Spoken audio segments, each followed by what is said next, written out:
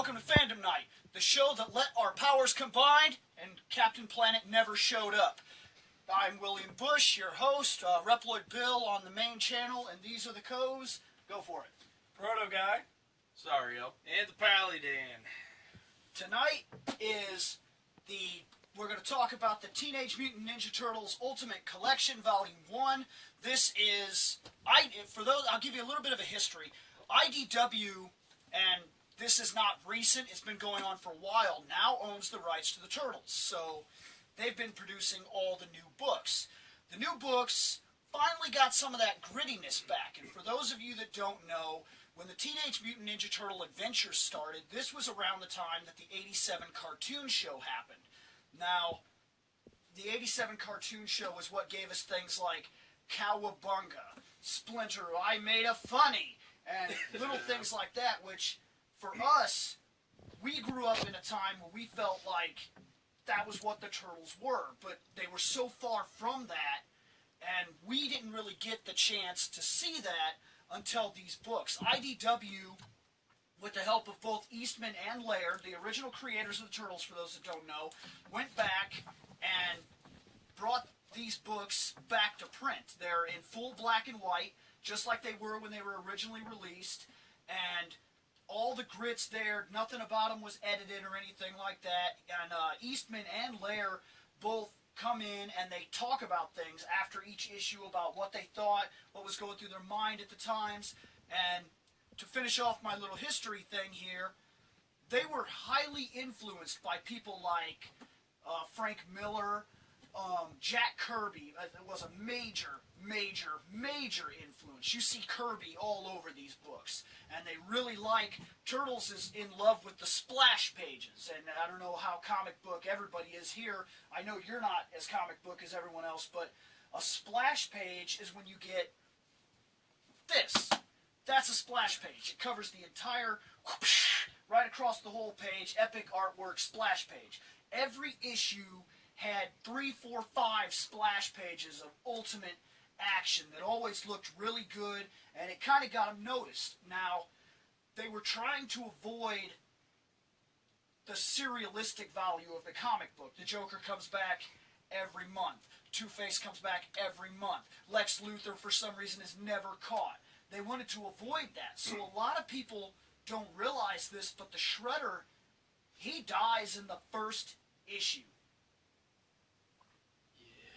Now, Eastman and Laird, they were hanging out one night, TV was going, and one of them thought it was funny to give the other one problems while they were watching TV. So all of a sudden he throws this picture up on the TV of this turtle standing upright, and he's got like a nunchuck like tied to his wrist, and he's like this, and he wrote Ninja Turtle on it, and it was meant to be a joke. Well, they laugh about it. Ah, ha, ha, ah, ha. Funny shit. Well, afterwards, somehow, a couple days later, they'd become infatuated with this idea in which they drew all 4 that would become known in the same goofy art style, where they're basically like weapons tied to their wrists, like the Ninja Turtles. Now, Eastman and Laird, they were, when Mirage Studios started, they would be the equivalent of, say you're Eastman and you're Laird. This is your studio. This is your studio. That's it. That's all they had. It was 2 guys, this room. They converted their living room, put up stands and shit, and they did their drawings, and they passed them back and forth. Both of them did lettering. Both of them did artwork. Both of them did story. Now, this is what gives their books a weird quality when you go through them, because the artwork is not the artwork of a single person.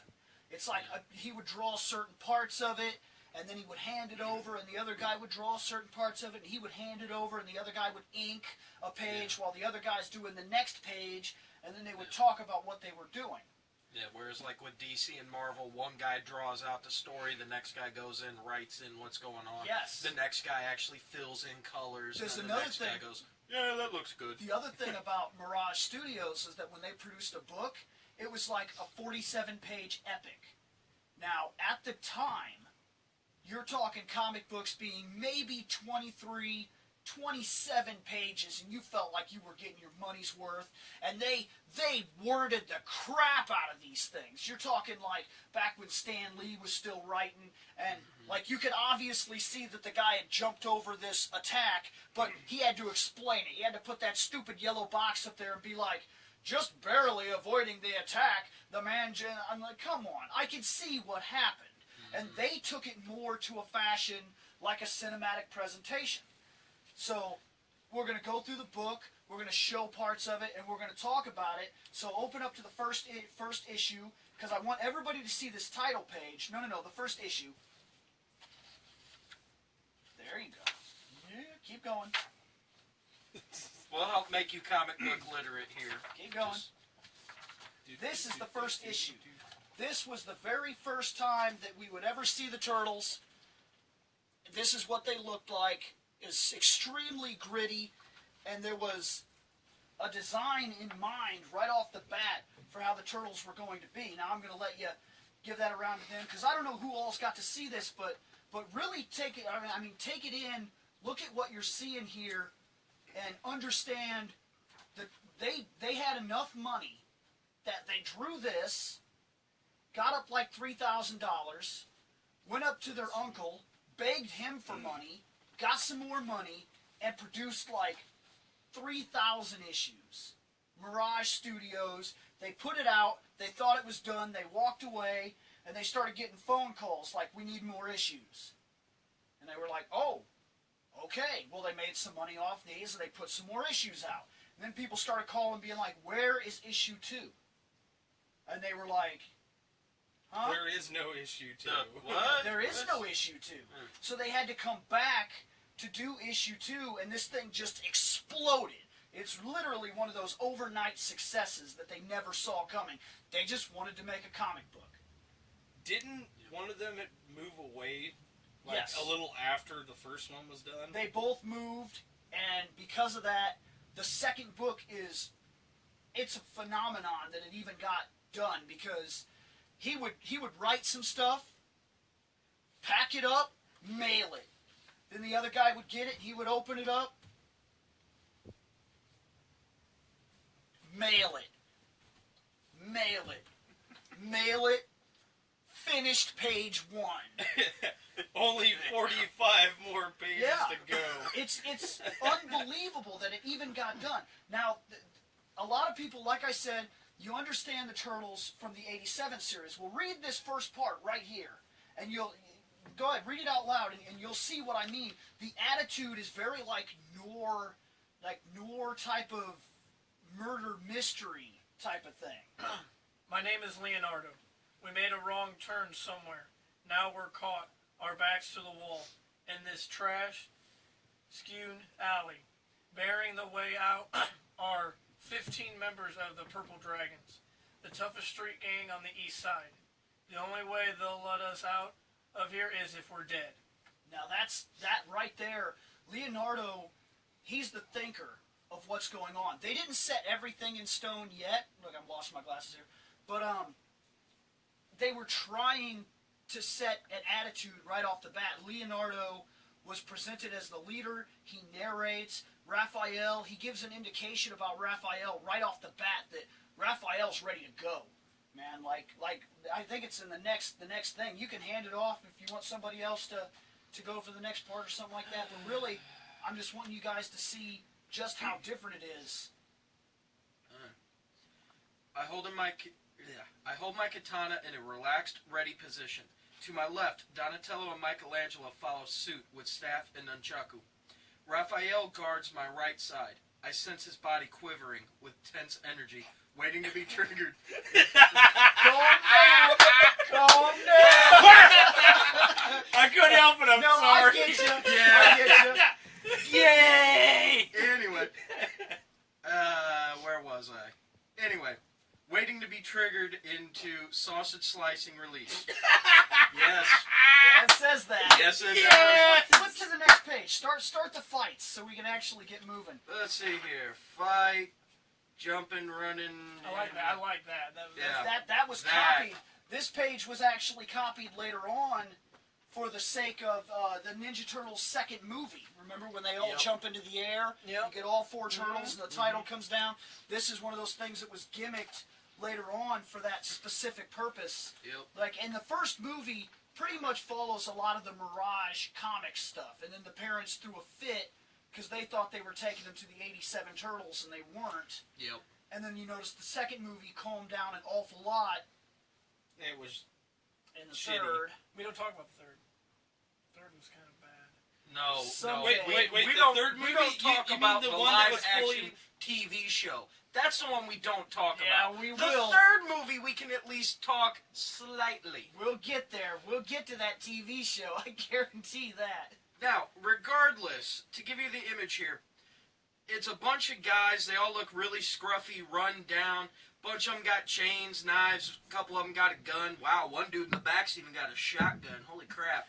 One He dude in ain't front's messing wearing around. Purple Dragon. This guy right up, packing this heat. guy right up front's wearing a fucking leather tunic. Yeah. What the fuck? Did you come out of the 15th century? You son of a bitch, go back! This is Actually, based. 1984. Yeah, I was about to say, based off the mustache this guy's got. This guy This guy's clearly like grew up old in the school 70s. robber. Yeah, this Yeah. is 1984. Yeah, this dude here has himself a mustache and, like he Yeah, said, let me see it real a quick. leather vest that's tied up. I'm making fun It's of a these tunic. these dudes here. Yeah, that one dude over there with the big old, stash. He's got the He looks freaking like he grew up in the mustache. 70s. However, the guy, like, two guys next to him, has punk-ass mohawk. It makes Yeah. no sense.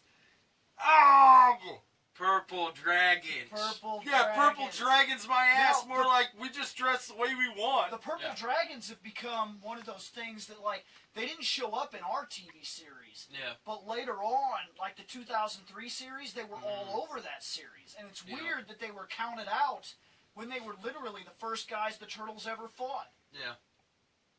They don't show up in the series. Yeah, it took all the Not way up ours. until them. And then now in the 2013, I don't even think they've shown up at all. Now they've gone all To be fair, this is what really happened. In 87, they were talking about they wanted a toy line from Playmate. And Playmate was like, I tell you what, if you can get a cartoon to go with it, Sure. yeah, we'll make toys. Yep.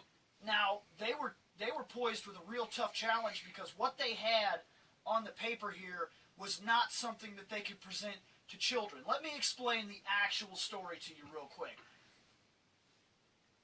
You have Yamato Yoshi. He has a pet rat. The pet rat watches Yamato Yoshi train. He's one of the best shadow warriors of the clan. Now, they don't get too ridiculous. He's not doing kick flips and crap, but he would stand on his hind legs and try to kick, and he'd fall over, and his master would laugh, and he got a kick out of that. And the rat would realize he knew what was going on, what he was seeing, but he couldn't make use of it. Now, he starts seeing this woman, Shin. Now, Shin loves him, but there's another guy, Nagisaki. Now, Nagisaki, he likes her too. Well, there's a little bit of promiscuous stuff going on where Yamato Yoshi keeps seeing her at night, and Back then, that was kind of a... Nagi goes there basically to be like, he doesn't exactly realize it. He goes there like, hey, how about giving me some of that sweet stuff? And she's like, how about no? And it makes him mad. So he starts beating her. I'm talking, he's hitting her in the face, and the page, you can flip through the pages, you'll find it. He'll have her, and he's got her by the shirt, and his hand is up, and basically her blouse is open, and you can tell what was about to go down. He wasn't going to get it. He was going to take it. Yep. Now, Yamato Yoshi comes in, and Yamato Yoshi is like, what is going on in here? So he freaks out. He beats Nagi to death. Now, after Nagi's dead, he's given two choices. You can either leave forever, complete exile, dishonorably, or you can kill yourself right now, Save your honor. and you can seek honor in the next life. Well, For some reason, this Shadow Warrior didn't have the stomach to finish himself off, and he fled to America. He chose to seek possible honor in the continuation of his life, making up for his sins. Now, he goes to America, he softens up, he gets a normal job, and Oroko is the brother of Nagi. He grows up in extreme hatred. Hates Yoshi. As he grows, he trains. He becomes the best Shadow Warrior they've ever seen, and even makes it up to Sensei level, and they tell him, we're opening a faction in New York. We want you to lead it. He's like, I would love to. It's like, I got this shit. He goes to New York, and he shapes the Foot, which is normal. Now, no, understand, the Foot in this book is not an honorable tribe or whatever. They're assassins. Yep.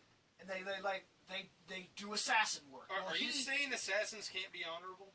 Not the Foot. Yeah, not I these just guys. don't see it. They were like major assassin. They were. They have their own code of honor. Yeah, they were major. Yeah, major don't assassins. kill the other guy And that's an assassin. the other reason Or I will can tell assassinate the other you. reason I can tell you that they couldn't have been that honorable is because how easy it was for Oroko Saki to reshape them. He moved to New York. He turned them into drug smugglers, cocaine peddlers, he reshaped the Foot to like deal in slavery and extortion charges. Like he would go up and be like, you want to be safe? You better pay me to keep you safe. He also ran all the assassin stuff. He becomes real big. He finds Yamato Yoshi. He hides in the dude's apartment. He beats his wife to death. And then Yoshi comes in and he's like, what's going on in here? And Oroko Saki kills him. Now the rat is left without a home to wander the streets, and they steal Daredevil's origin story. Yep.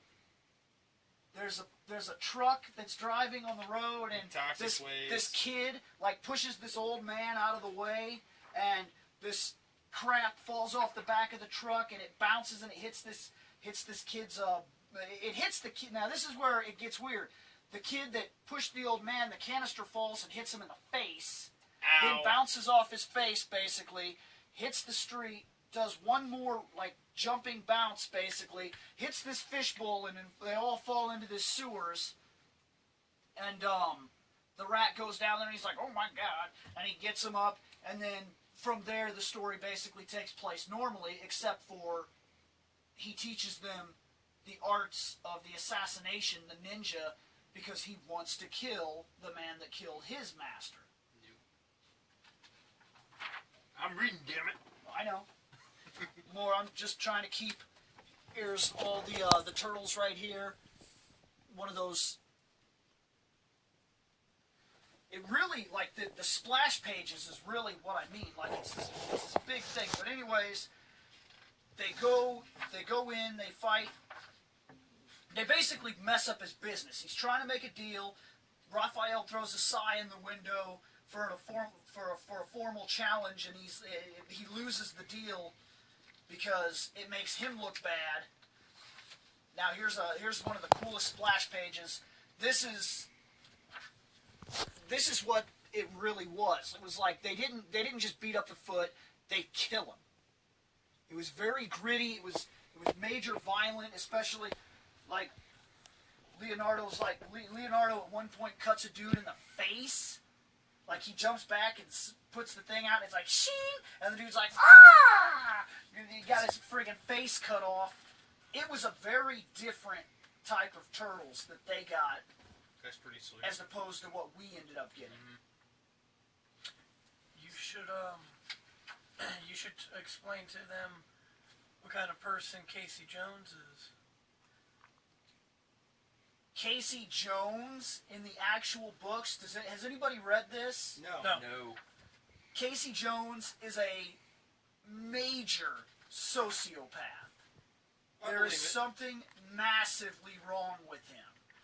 When Casey Jones is introduced, it goes into his apartment. He's sitting back in his chair. Chillaxing. He's got a hockey mask on the chair, a bag of baseball bats and crap to the side of him. He's watching 5 TVs all at once, surrounding him.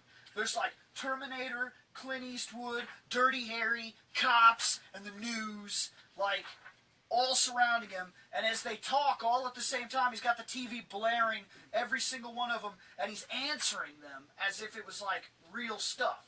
So like, it's sitting there like, as you find pages you want to show off, say something, because I No, it's just that, let's see.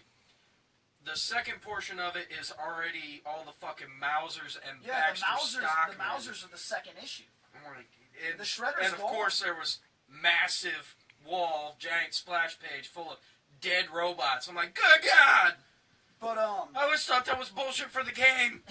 when you go, anyways, he's answering the TVs. He's like, it'll be like, bang! And he's like, that's right, that's what he deserves. And the other guy will be talking about rapist found at da-da-da, so-and-so place. They should just chair that motherfucker. And then it goes over to this, and he's able to, like, the other guy's like, we should just wipe crime off the street. He's like, you ain't coming back, I'm gonna kill you. And he's like, that's right, that guarantees that the crime rate goes down.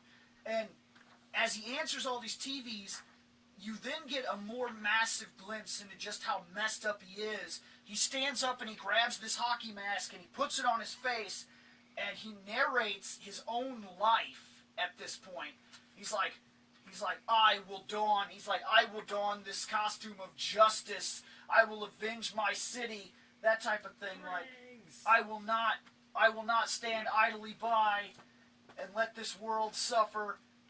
Here comes justice, or something like that. No, here comes Cranes. The Cranes were cool. There was a gaggle of Krang. Yeah. Actually, I thought it was great because Craig the has page taken before picture of the Craig. page before it's Splinter like peeking in the doorway, and he goes, "By the souls of my ancestors!" They just see robots, and there's a couple Krang just sipping on some coffee. Actually, they're not Krang. It's this Krang. I don't even know where they really got. I know where they got the idea for him, but all right. I'm talking about the Casey Jones thing, so let me just. And of course, it's the next thing. There's the Casey Jones. Never fails. Damn it, Seth. Just damn it. So let me find him here. Showcases his anger a bit, but I want to find Casey so you can see what I'm talking about. Here he is. He's right here in his room, surrounded by models, dirty as crap. There's like 5 TVs going. He's watching all the TVs. He's responding to all of them, and then all of a sudden he says, geez, those guys have the right idea. Get scumbags and dirtballs off the street to defend the citizens of this fair city from the vile scum that sneaks about my city. Yeah, the city, my city, home of Casey Jones. It's a tough job, but someone's got to do it. Someone's got to enforce justice. He narrates his own life. And later on, when he sees Raphael, he doesn't have an issue with it. See, read this part right here. Read that. You'll know. Now think about this. He's just a dude. He sees a green 5-foot turtle, like, beating up on purple dragons and purse snatchers, and he's not shocked by it. He narrates what he sees as if his life is a comic book. Well, he sees what's going down, and he's saying, and a fellow, funny-looking, green, crime-fighting defender of justice. Yeah! Stan Lee writing at its finest! Yeah, but he narrates what is going on. Stan Lee, he's a cool guy. He's real wild about it. He's major messed up. Casey Jones also looks like a hard ass. And- You haven't seen the picture yet. But dude, he looks like a badass. But go Look at this through shit. it, pass it around, find pages that we need to show off. I was about to say, because the original line of the toys that we had, because I know I had a bunch of them, Yeah. and I always looked at them, I was like, this doesn't look like the show or the movie or none of it. And Well, I'm glad that you brought as it up. soon as I saw Actually, that, I was like, it makes sense now. the original toys that we got were these things here. They were not based on the show. The only thing that came close to basing on the show was that we got this L here. These are and the roughly color. based off the comic book. Yep. That's what you see in that comic. That's not what they looked like in our show. No. Because I always thought They that the were grin Mirage looked toys. retarded. I was like, what's with no? That's no. Yeah, they But were yeah, now Mirage yeah. toys. That's After why, you showed me the style, I was like, that makes sense. Okay. That's why they looked like yeah. that. The Yeah, I know. I've seen them. when I first seen Huh? when I first seen the first seen the live action comparison? movie, and I got to see that fight with Raphael and Casey Jones, and then the fight you told me about in the comic book, Yeah. completely different. Completely different. Like the movie almost made it like kind of like a joke, Not seeing anything show off yet? Not yet. but because they were Because joking. Shane already just talked about what I'm looking through right now. Yeah, but they haven't they're seen at the it. Fight. Yeah, you can show that off. Oh, just fucking- That's what we're doing here, guy. Here, do that one. All right. Raphael gets bitch slapped by a golf Yeah, club. see, that's what I mean. All the blood that comes out of his face, he's hit with that golf club. And he actually gets beat by Casey because Casey has no remorse whatsoever for his own physical body. Like, Casey just comes in, and there's the thing right before there where they're starting to fight, and, like, Casey dodges in to one of Raphael's size on purpose. Like, he basically rolls over his arm, completely exposing himself where he could have been killed in a single hit, but he has no fear and no remorse whatsoever, and it takes Raph by surprise, and he, like, rolls around and hits him in the neck with a hockey stick, drops the hockey stick, goes for a golf club, and then just whap, and just takes him out in one hit. Like, he has no remorse for his own physical well-being, so because of that, he can do things that Raph wasn't exactly ready for. He was ready to fight a guy in a hockey mask. No. He didn't expect that it was such a different situation. See, he did actually stab him. You got him. Yeah, He you got did. him right there on that part. I don't know where, because you can see him fall. Oh, it's right here. He got stabbed right here. Ooh, ouch. And he still just hit the ground. He was like, hockey's bink. But What that? I promise if Ow, my lunch! Damn you! He's in ridiculous physical condition, too, which, when you see him watching the TV, he was sitting there curling. That's all he does. He works out and watches extreme violence and news and works himself up and goes out into the night and narrates justice. You want to know why? Because he's Batman. But, see, he's also... The reason Raph steps in is because he finds a purse snatcher. The dude stole a purse, Raph gets it back, throws it to this lady. Like, you don't see Raph out in the open. It wasn't like, I wear a trench coat so nobody knows me. Like, the dude had ran into this foresty area, like the Central Park, and Raph came down and was like, bink, and threw it out there. now that you mentioned the freaking trench coat, they did that shit in the movie. Right. And it didn't fool anybody because when Raph was chasing somebody, he slid over this taxi cab's hood, and the guy in the taxi's like, "What was that?" And the taxi driver's like, "A giant turtle in a trench coat." Yeah. All nonchalant, like he's seen that shit before. yeah, it's a normal Yeah, but at the happenstance. same Like, time, you gotta that's stop okay. to think. This is also New York City, Yeah, where a but- guy walking down the street butt naked with his pecker in his hand, listening to a boombox is nothing. Yeah, That is like, a normal occurrence. like, whatever. But it's just funny. I always laugh at that part because he We're just says it so one of your nonchalant. best superheroes is a blind man. Yeah. Whipping bitches with Yeah, a stick. a blind guy in yellow leather. I really like this rivalry. It is a rivalry, this Casey Jones-Raphael thing. And I feel like if Raphael had more That's time... actually a good page. Let me see that. That's one of those... The reason I'm impressed by it is because it's black and white. This was penciled and inked, and that's all they had the money for. But you get a sense, a feeling from the art.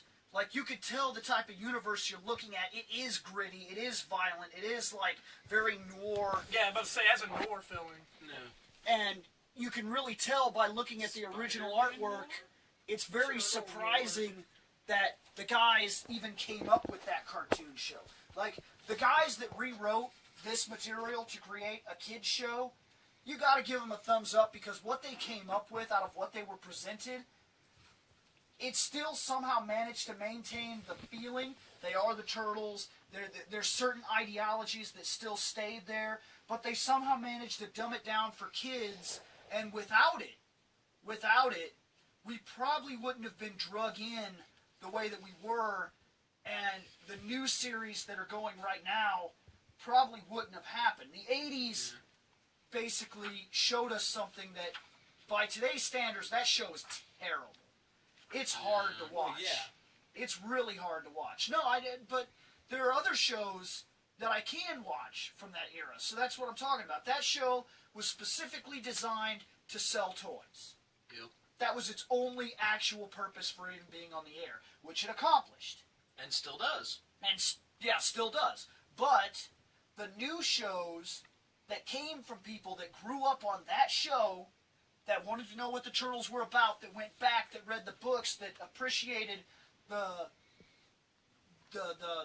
pop culture of it, and then brought those comics into today that have such a passion for it. It's like Batman cartoons and Justice League cartoons of previous, like the 60s. Yeah. They're terrible. They're awful. Meanwhile, at the Hall of Justice. But those people that grew up in that time had such a passion for it because that started them. They were able to move into the real material. And the next time that job was given, it wasn't just given to some guy. Yeah. It was somebody that cared enough about the characters to work on it. Like the 60s Spider-Man, Oh, God. that's some guy. Even the 80s Spider-Man is some guy. But the Now, 90s when the Spider-Man, 90s Spider-Man came out, that was some good shit. it was very different. Like, the guy had obviously read the books. He knew he was working in a different media. He had to showcase it differently, but he cared enough for it to take it serious enough that it's a show that you could sit down and watch now, as opposed to putting in the 80s show and try to watch that all the way through. 80s Spider-Man. I wonder why that cover looks familiar. Why?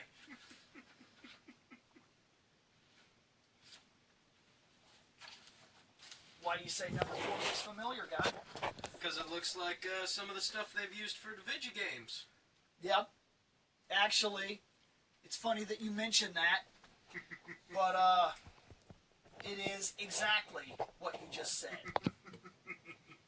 That Yep. artwork, the turtle standing there in that pose exactly, that is one of the covers to the video game. Yep. Now you said that does each turtle have their own one shot in this? Not in this. Because that entire third Mikey, was all Raphael. Raph has a one-shot, which is the one you just seen. Right. That was a one-shot, which, by the way, was not a normal thing back then. Yeah. It was just starting, and it didn't quite trend yet, but it was just starting in comic books where characters would get one side arc stories, like there would be a Flash side arc. Damn. And- That's a good one. Show that one off. And, oh yeah, that is pretty sweet. But, the Turtles started doing it almost the day they seen the first one-shot. There was an opportunity to put down a little more character base. To say, well, let's flesh the character out more. Let's do just Raphael, only him, his own book, and we'll work on his temper problems. We'll talk about why he is the way he is. Why he's always pissed off all the time. Why he has to punch the shit out of somebody. The Turtles actually get wounded. Actually, that's another thing to talk about. They don't just walk away every week unscathed. They take damage. Mikey will get hurt in the issue he's going through, and it follows him for like 6 issues. He gets cut like he's fighting the Foot, and one of these guys actually gets a hit. The Foot are not pushover ninjas. They're not just like killing 50 guys and walking through them. The Foot not are like well-trained fighting buddies. experts. But there's a difference when you think about fighting the Foot.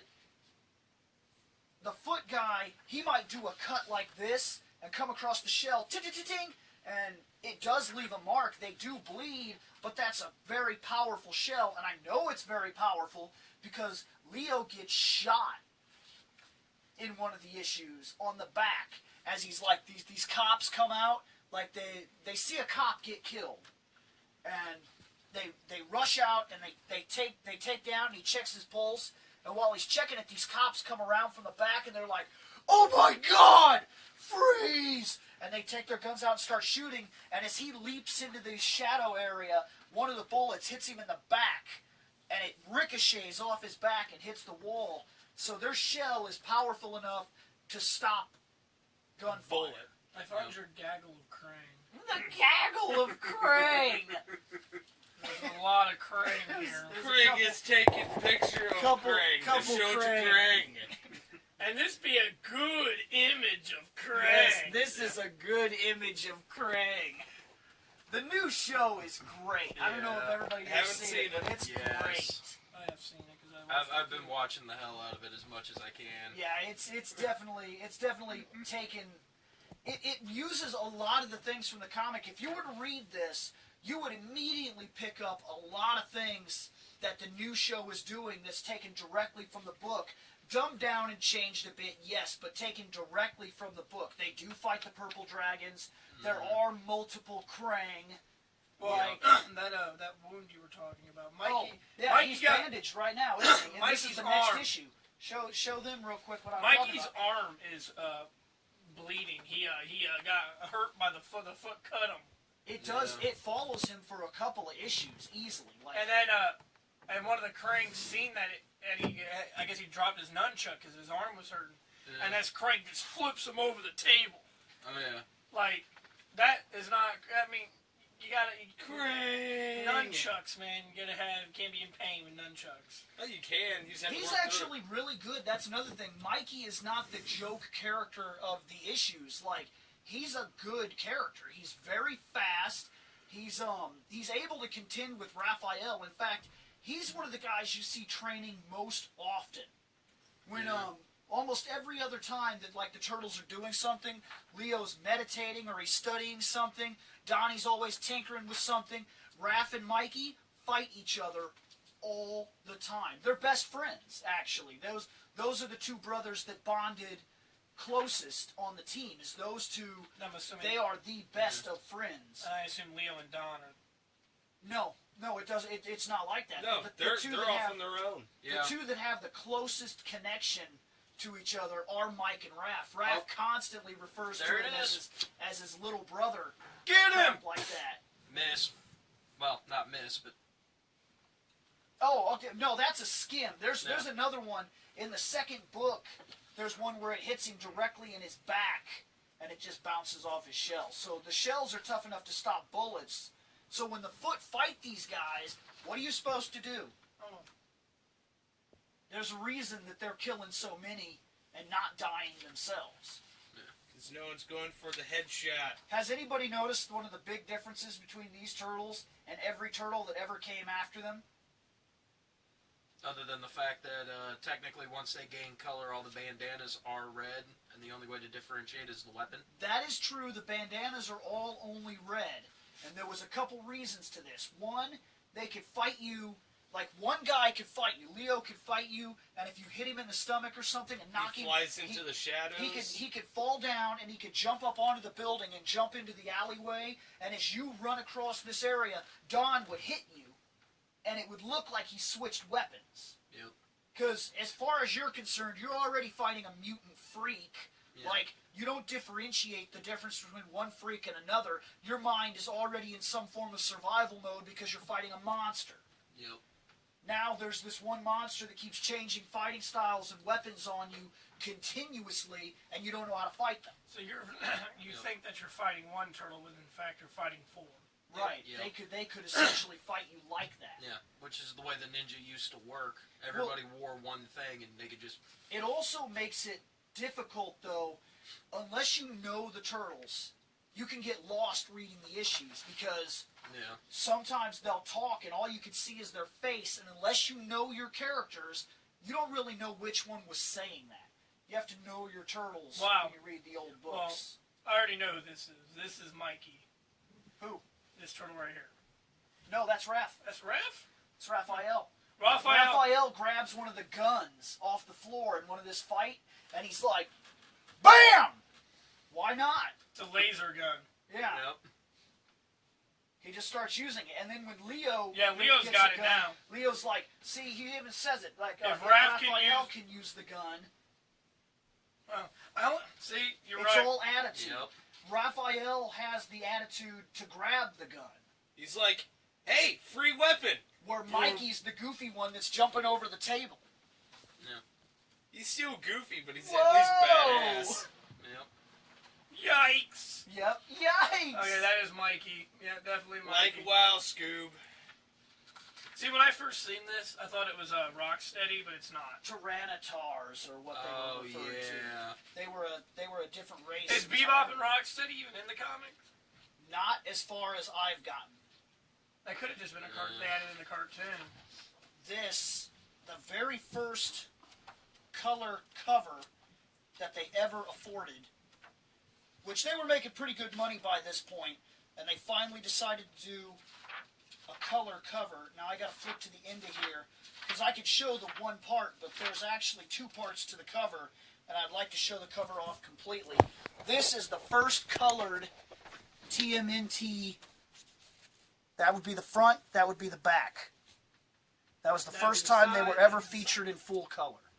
Now, there were multiple printings of the book. They would reprint the first book in color and call it the Color Classic. But this was the first time you've seen them in color, so get a good look. And who's the first person to tell me where they're fighting? Major pop culture icon. I would love to tell you, but You'll see it here soon. Flip it to him. Take your guess. Where do you think they are? They're in the cantina. Did you read that? It's the Star Wars Cantina. No, I didn't read it. I just looked around. Yeah, it's the Star Wars Cantina. No, I can tell just by taking one tiny glimpse right here. And then Raph's got the laser gun. Left, that's where the band sits. Yep, that is the Star Wars Cantina that they're fighting in. You know what actually caught the bar is what? That's freaking hilarious. And Raph's got the gun. Yeah, I was about to say, because right as you started to say it, I noticed the yellow chick, and I was like, she's supposed to be blue. Wait a minute. Oh, No. let me show you that She's yellow. first joke She could be yellow. picture, actually. Why she gotta be blue? Yeah, they were like greens, yellows, and blues. Yeah, they were all different Are you colors. trying to be all racist about the Twi'leks? The joke picture I mentioned, the Teenage Mutant Ninja Turtles, is right here. Different colors. Yeah, I know. But I could have sworn the one in the bar was a blue one. Nope. See how they have I'd it? have to rewatch It's like it, but- tied to their wrist. This is the first Jabba's goofy palace. picture of Yeah. the turtles Yeah. that I was telling you about. You're right about that one. The one in the cantina was yellow. The one in Jabba's palace was blue. Now, nobody's noticed this yet. Nice. Now, this is weird. It's such a small detail, but I noticed it in like the first page. I thought something was weird. The turtles are more turtle than they've been in other incantations that we've ever read or watched. They have tails. Can't see it in that one. Hold on. Yeah, I see it. Yeah, that's either a tail or he's taking a shit. No, it's the turtle tail. No, Every single issue. I was just meaning like, Yep, they were drawing Ah, their there it tails. no, it's just meaning either that's Yep. a tail or he's taking a shit. And that's Mid-jump. Raphael. Which is a damn good artwork right there, too. That's a pretty sweet one. Go show that one off. Show off the Mouser thing, too. That's a cool cover. Yeah, but this book changes your idea. If you grew up in, like we did, the 87 Turtles are nothing like what they were. 84 seen the first issue of Turtles, and it was very different than what we grew up with. Very different. They're more serious. On a sales note, I would fully endorse this book. Fully. I really think that if you like the Turtles, you owe it to yourself to see where they started from, because it'll give you a completely new understanding and likeness for the Turtles that you've been missing out on. If you've never read these books, you have been missing out. They really set the groundwork for what we would see, and I think that in a lot of things that I've read have been better than any of the shows I've watched. Now, that being said, if you try to hunt these down book by book, you might have some issues. It's going to be tough to do. However, in celebration of IDW owning the Turtles, which, by the way, is the best thing that ever happened to them, IDW is re-releasing every single original book, including the adventures. The reason they're still releasing all of it, even the terrible Turtle Adventures that are based on the 87 cartoon, is because they are a company where a lot of the people, they grew up watching the Turtles, they love the Turtles, they now own the property, they're re-releasing all of it. And they're taking very, very, very, very good care of the release. This book is not cheap, but it's not cheaply made. These pages are real. They fit. It's a different type of paper. Yes. Because every time I flip the page, I feel like I'm flipping two pieces over. It's like almost like construction paper. It's very high yield. The coloring. Durable. The coloring is fantastic. It's a hardbound book. Go get them, Leo. Show that. That's awesome. I love that actually. That's they were forced to fight in like a space planet thing, and the atmosphere, they can't breathe it, so they've got this weird hose shoved down their throat that they gotta keep their teeth around, because if it falls out, they'll suffocate to death.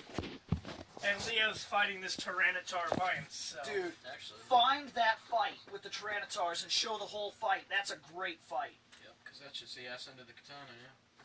But if you want to buy this book, Meditating. It's $50. it's going to cost you $50 for the book. And you have the first two, don't you? It is not a small book. Oh, no.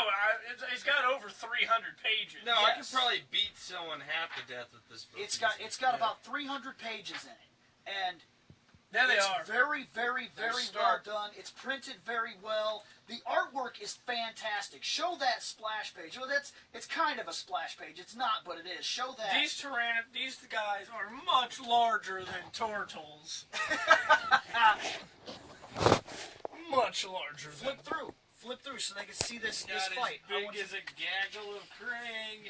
There we go. Handle of Crane. The turtles ain't messing around. This episode of Fandom Knight brought to you by a gaggle. Oh, of Leo Krang. just got flipped. Now, if you Gaggle of wish, Krang. if you More wish to brains purchase, than you. if you want to purchase this book, it's going to run you $50 at a store. $50. Yep. However, even though I don't care to do it because we're not getting any kind of money and we're not getting any kind of endorsement, I will tell you that if you go over to Amazon.com, you can get the book brand new for $30. Or Then it's you into can the buy fight. this exact copy that we're showing you here for the low, low price of $95.29. Look, if someone It's a if steal. someone takes me up on that offer, I will sell it for $95.25. I was about to say, because actually I had one of these older ones. I downloaded an app for my phone. That's I'm not cool, going to say too. which one. The But, teleport, it was done in black and white, and you could see how they inked all this around here, and then the absence of the color, you could tell that they're kind of Yeah. teleporting. Like, there's cool effects that you get with the black and white that you don't get. The color would have been a very different style. Show it off. The color would have been a very different type of style. It would have looked very different. the But way like I they've was done it. saying, no, I found an app for my phone. I'm not going to say what it is, but it allows you to download digital comics. And sometimes they have sales where you can get some for $1, and I found an old turtle comic for $1. Now, granted, it seemed like it was one of the more newer stylized ones than like this, because Casey seemed like he had more of a heart than he did in that. But at the same time, oh yeah, you can still get them on your phone, tablets, whatever. And depending upon where you go, you can get them cheap. But again, that's issue by issue. And yeah. Now, I'm the kind of person that wants to have the book. Yeah. I want to be able to put it on my shelf. If it gets damaged, it's my fault. If you have, Or you let one of us mess around with it. well, like digital comics and things like that, when your computer flatlines, when your account messes up, Yeah. they're gone. Yep. They're gone, period. And this sounds ridiculous, but to a person like me, a collector, I can never resell a digital comic. I can never get anything back. When I'm finally done, when I just don't care anymore about whatever I've collected, I often sell what I've collected. It takes me a long time to finally get rid of a collection, but when I do, I get something back for going through the trouble to spend all the money to acquire what I acquire. Now, digital, it's never going to happen. I won't get a single penny back. I just have to delete it to get more space to get more comics. There are pros and cons, because as you can tell from this over here, this is not all of my books. This is half of my books. Yep. The other half of my books are stored in storage and downstairs and in like a couple different houses. And I want to. it can be tough to keep track of them. With digital, I wouldn't have that issue. Yeah. Splinter truly trained in the art of ninjutsu. I want Why? to show you why. This is how you be a ninja. That is how you're a ninja. They don't know you're coming. They don't know you're coming. That's not. Let me Wait a see. second. You said What Splinter, the sir. hell? I meant Shredder. That's the. Let me That's see. a good picture. Show. I off wanted to these, show- These are the alternate covers, This is right? the first page. Okay. Wait, that show did- those let- off, let me see and then that let one them real look quick. at it. This is why Shredder is a best ninja. Yes! Belly flop! Aim for the shredder! Those look really cool. There's like the Mouser one and everything. Show those off before we cut this. It will cost you $50 to buy this book, but you could get it on Amazon for $30. If you're the type of person who likes to inspect the book before you buy it, Barnes & Noble or something like that, some Yeah, type that's of it. book comic store will normally have this, and if they don't, you can order it.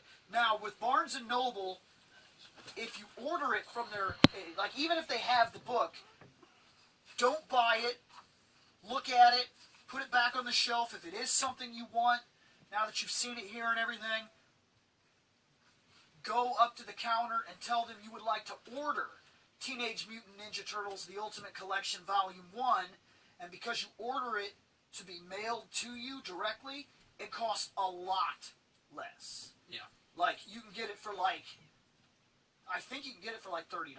Like, they drop $20 off the price tag because you're not taking it off their shelf. Yeah. They don't have to And for pay those somebody to. For those people that don't know, everything in Barnes & Noble is like that. If you find a movie and you're always like, this is out-fucking-rageous. Why does this movie cost $110? It's some sort of like, they hike up the price for convenience. You pay for the convenience of taking it with you. Same thing with going to a gas station. You're going to pay more going there than you would if you went to the grocery store. Right. It's for restocking purposes. That's Right. what they like to classify it as. You always- It's BS. Now, if you were to just go up to the counter with like 5 or 6 of the items you want, like when I bought I bought Batman, the animated series, I took the 2 volumes and I was like, 50. And I went up there and I was like, I need to order Volume 1 and Volume 2. And they were like, okay, 37. And it was mailed directly to my house. It went from $100 to 37. Yeah. It only costs like around like, it cost me like somewhere around $16-something or something per thing if I just ordered it and had it delivered to me. In fact, I couldn't order just one of them because I would have had to have paid the shipping and handling. If you pay over $25, they'll just ship it straight to your damn house. Yeah. Well, convenience factor. Fuck that. It really is. Yeah. That's what it is. It's a convenience factor, and it's